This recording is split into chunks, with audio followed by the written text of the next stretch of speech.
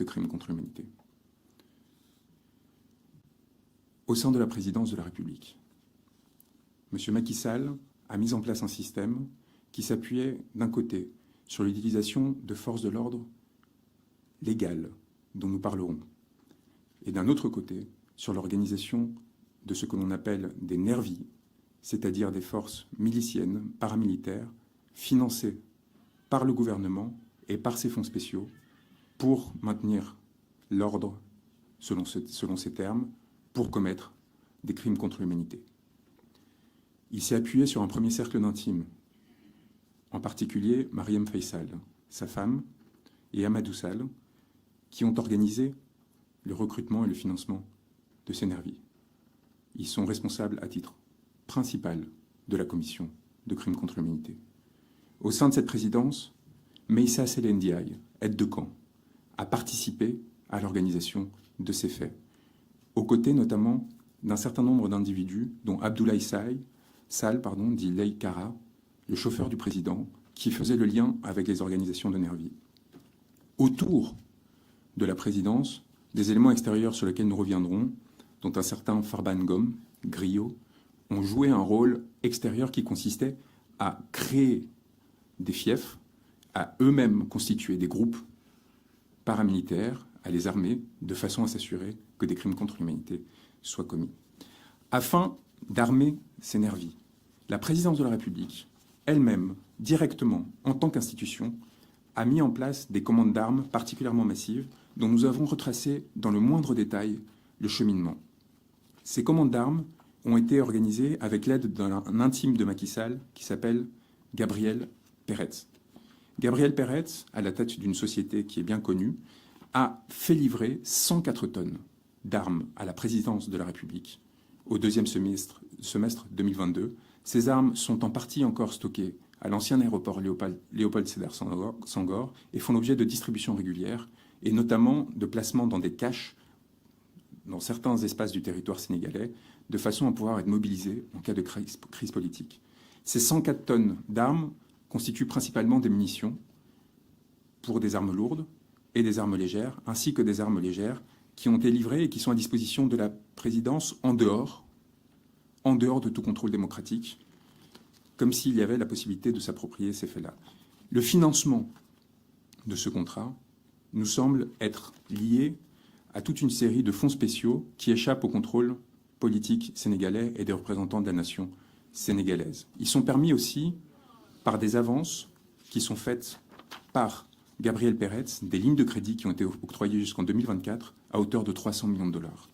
Nous avons une attestation de la maison militaire de la présidence de la République, du colonel Adama Gaye, complice de crimes contre l'humanité, pour avoir, je cite, je sous-signais, colonel Adama Gaye, gouverneur militaire du palais, certifie par la présente que les matériels énumérés ci-dessous, fournis par la société Adecon Ltd, seront exclusivement réservés à l'usage du palais présidentiel.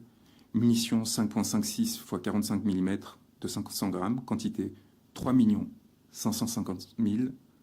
Munitions 9 mm, quantité 3 250 000.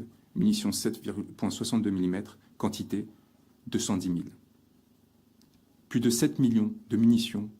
Je cite ce document de la présidence de la République, de sa maison militaire, signé par Adama Gaye, 7 millions de munitions exclusivement réservées à l'usage du palais présidentiel, livré, document signé 11 octobre 2022.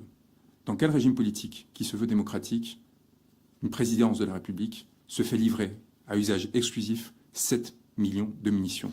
Et quelles sont ses intentions dans la perspective de l'après?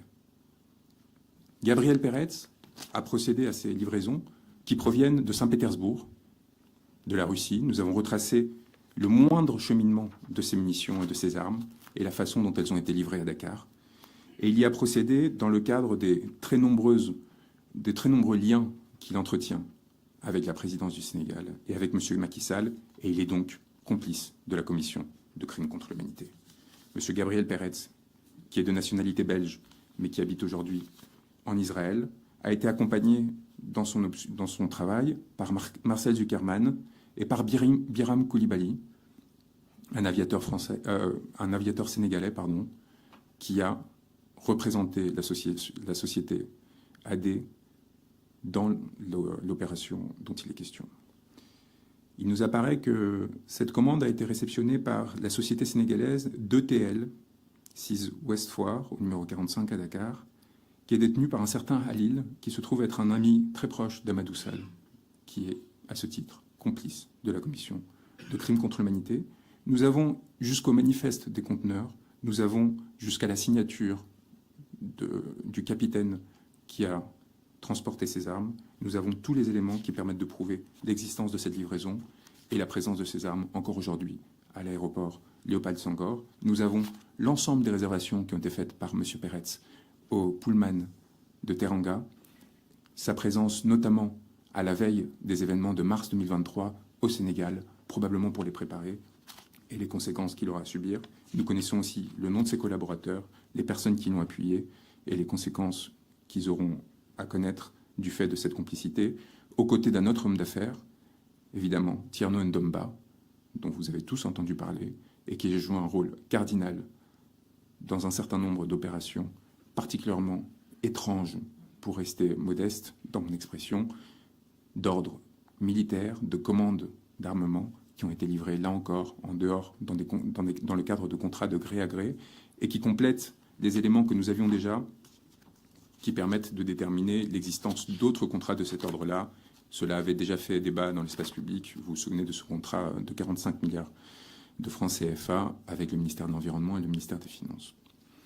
Nous avons donc les moyens qui sont apportés aussi via la société Norinco chinoise, qui a travaillé sur un certain nombre de ces contrats d'armement, à la présidence. Nous avons la structure de la présidence avec, au cabinet civil, un certain nombre d'individus particulièrement responsables et qui ont été impliqués au premier chef dans l'organisation de la répression et de la légitimation des violences qui ont été commises. Nous avons évidemment les responsables que tout le monde connaît, comme Mahmoud Saleh, comme Daouda Diallo, Abdoulaye, comme le général Joseph Mamadou Diop ou Mohamed Dionne. Mais nous considérons que les plus responsables au sein de cette présidence ont été évidemment le général Mbaye Cissé et Oumar Wade, qui a été nommé le 6 avril 2023 dernier, dans un contexte particulier, ce qui, à notre avis, est le signe qu'il a eu une certaine difficulté au sein de la présidence pour maintenir son autorité du fait des événements, et ce qui a amené à l'organisation d'un certain nombre de désignations. La commission de violence à des fins politiques exige une impunité. Elle exige aussi d'effacer les preuves de ces crimes. Elle exige enfin un discours qui permette de les justifier. Le ministre de l'Intérieur vous en a fait la démonstration à plusieurs moments. Nous avons découvert que cette organisation discursive, cette tentative de légitimation des faits que nous sommes en train de vous présenter, au sein de la présidence, a été mise en œuvre notamment par Yorodia, qui est le coordinateur de la communication présidentielle, mais aussi par Eladji Malik Gueye et Wandifa Dramé. Au niveau de la communication, ceux-ci ont travaillé de façon coordonnée avec le porte-parole du gouvernement et avec d'autres instances pour s'assurer qu'il y avait une légitimation des actes qui étaient commis. Au niveau de l'organisation de l'impunité, le rôle évidemment d'Ousmane Houma, qui est notamment important comme conseiller juridique du président de la République dans l'organisation de la légitimation du troisième mandat, mais qui est aussi important, a un rôle cardinal dans la désignation des magistrats, pour s'assurer que les procureurs, que les juges n'enquêtent pas, et pour s'assurer que les enquêtes qui sont lancées n'aboutissent pas. Car il y a encore au Sénégal des magistrats et des fonctionnaires courageux qui essayent de faire la vérité, mais ce que l'on a vu et ce qui a été établi, c'est que depuis mars 2021, aucun des événements, je dis bien aucun des événements qui sont constitutifs de crimes n'ont fait l'objet, sinon de poursuites, du moins de procédures étant arrivées à leur terme, plus de 26 mois après les faits, ce qui nous amène aujourd'hui à mettre en œuvre la présente saisine. Nous en arrivons maintenant à l'organisation de l'appareil répressif. Une fois que vous avez les moyens, une fois que vous avez organisé les conditions qui vous permettent de vous assurer que cela pourra se dérouler, il faut que cela arrive.